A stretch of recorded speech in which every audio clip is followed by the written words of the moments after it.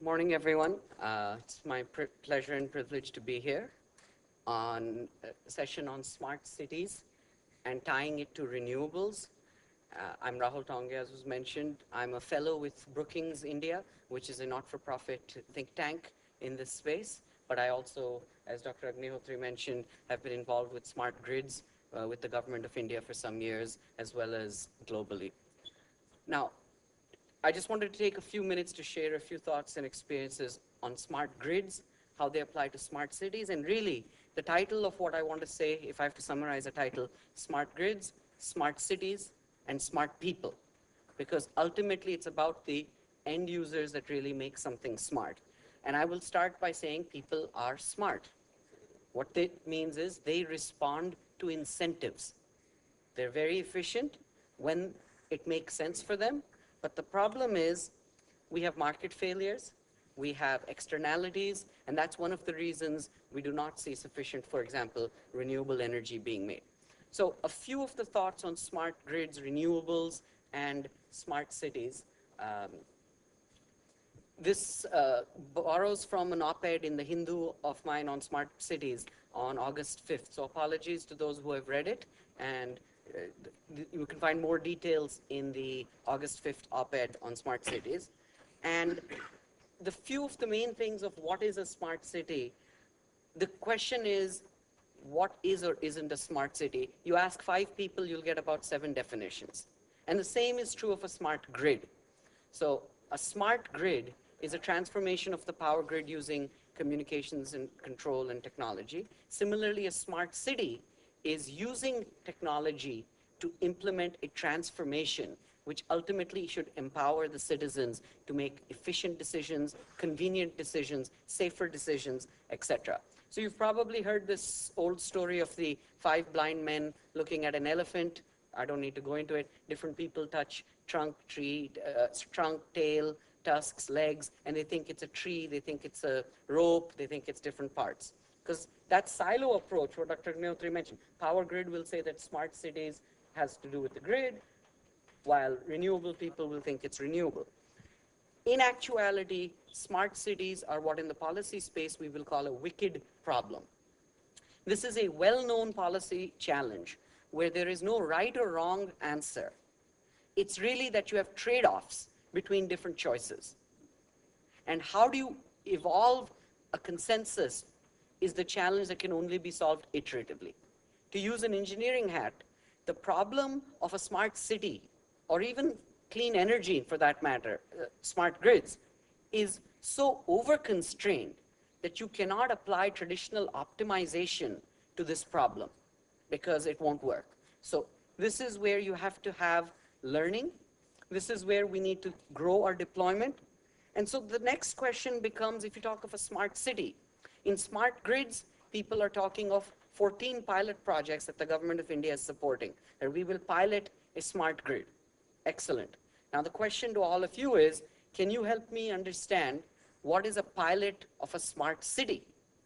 Can you do a little bit without doing all of it? Because all the components, whether it's green energy, whether it's better infrastructure, whether it's better pricing signals, all of these need to be done simultaneously. Otherwise, we won't see the full effects. It's a systems approach that is really, really required. Think makes sense for one smart city will not apply in others because greenfield versus brownfield are very, very different. We talk of urbanization in India, but this urbanization in India is unlikely to be a brand new planned city. There are very limited cases of that happening in India and working. It's more brownfield that happens in many cases. How do you optimize? So the other sort of challenge or lessons from smart grids, it's evolving. What does it mean? Well, we will learn along the way. So it's a process and not a product. You cannot go bid, please buy me a smart city, here is what I'm willing to pay. There is no SKU, that you can just bid for the equipment and expect the transformation. There are also winners and losers, and that is another challenge with any sort of system, smart system. The renewable aspect to a smart city is very intriguing because we've asked this question. India as a country loves renewables. The question is, do Indians love renewables? I.e., how much more are you willing to pay for renewable energy? And that's where the rubber hits the road, or sometimes it fails to hit the road. A small niche can pay a premium, but the challenge for many places is keeping the lights on. So to the extent that renewables are in current economic pricing, now not saying that we price renewables or fossil fuels correctly, but in the current schema, renewables are expensive, and so that will take time for that to change. So I would sort of hope our distinguished panelists can bring up what works and what doesn't, maybe a systems approach. I've heard that from one of our panelists. Maybe he will be speaking about this a little bit today. And really, what are the steps we would need to take so that we can actually get more of the renewable energy as we envisage into a smarter city, a smart city.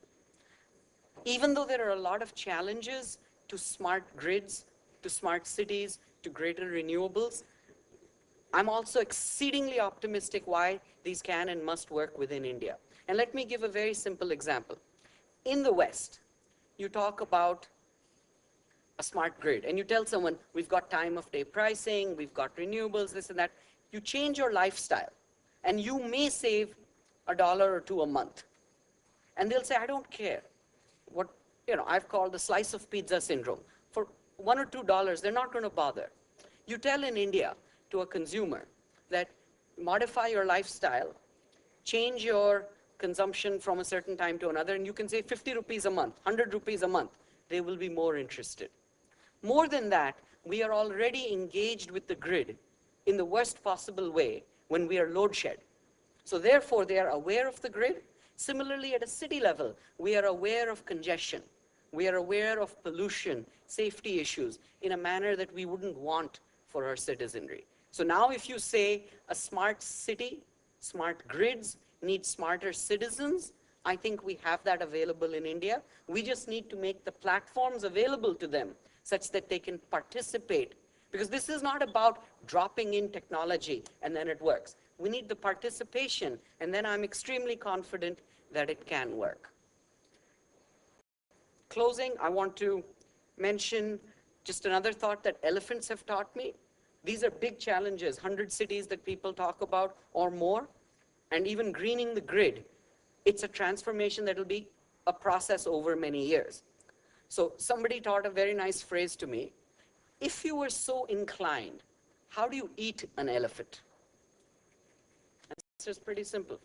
One bite at a time. Thank you.